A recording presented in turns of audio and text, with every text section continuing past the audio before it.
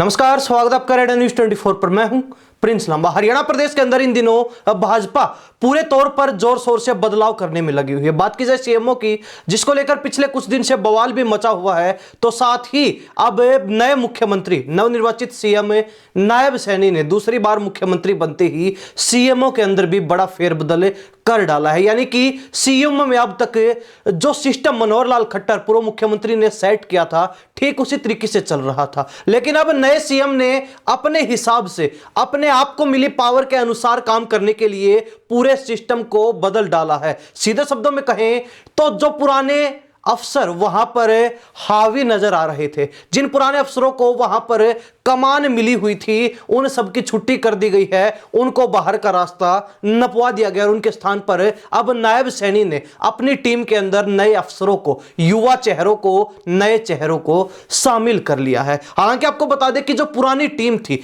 उसमें से एक चेहरा ऐसा भी है, एक अफसर ऐसा भी है जो ज्यों का त्यों अपने पद के ऊपर बरकरार है। बात करें राजेश खुल्लर की। राजेश खुल्लर जो मनोहर लाल खट्टर की सरकार हो या फिर फिलहाल नायब सैनी की सरकार हो, मुख्य प्रधान सचिव के पद पर ज्यों के त्यों बने हुए हैं। उनके अलावा सीएम की जितनी भी टीम थी, पूरी टीम को रिप्लेस कर दिया गया, बदल दिया गया।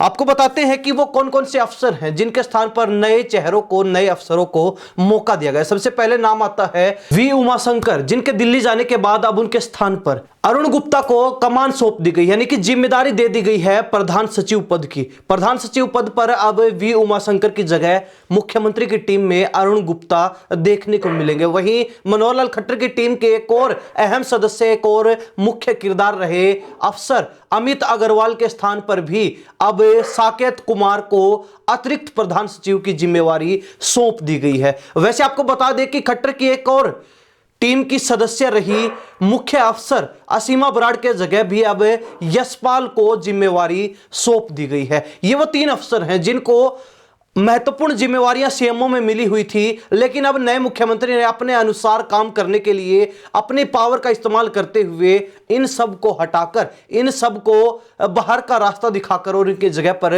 नए चेहरों को भर्ती कर लिया है, अपनी टीम में शामिल कर लिया है और अपने अनुसार जो है उनको काम करने के लिए बाध्य कर रहे हैं। वैसे आपको बता दें कि अब नायब सैनी जो हरियाणा प्रदेश के दूसरी बार मुख्यमंत्री बने, उनके पास पूरी कमान भी है और कहा जाता है, राजनीतिक जानकारों का भी यही मानना है कि पिछले मुख्यमंत्री मनोहर लाल खट्टर की बात हो या फिर कांग्रेस के सीएम भूपेंद्र सिंह हुड्डा की, उन दोनों मुख्यमंत्रियों के कार्यकाल से ज्यादा दमदार, ज्यादा पावरफुल चीफ मिनिस्टर फिलहाल नायब सैनी को भाजपा ने बना दिया है। और नायब सैनी अब अपनी पावर का इस्तेमाल करते हुए यह साफ इशारा कर रहे हैं सीएमओ में बदलाव करके कि उनके ऊपर जो ठप्पा लगा था कि वो मनोहर लाल खट्टर के चेले हैं, उनकी छाया में रहकर उनके आदेशों के अनुसार, उनके इशारे के अनुसार काम करते हैं, तो अपने उसी ठप्पे को, उसी मोहर को हटाने का काम अब नायब सैनी करने में जुटे हुए हैं। और जिस तरीके से सीएमओ में लगातार उनके द्वारा बड़े परिवर्तन किए जा रहे हैं, बड़ा बदलाव हो रहा है, बड़ा फेरबदल किया जा रहा है, उससे साफ पता चलता है कि अब नायब सिंह सैनी जो है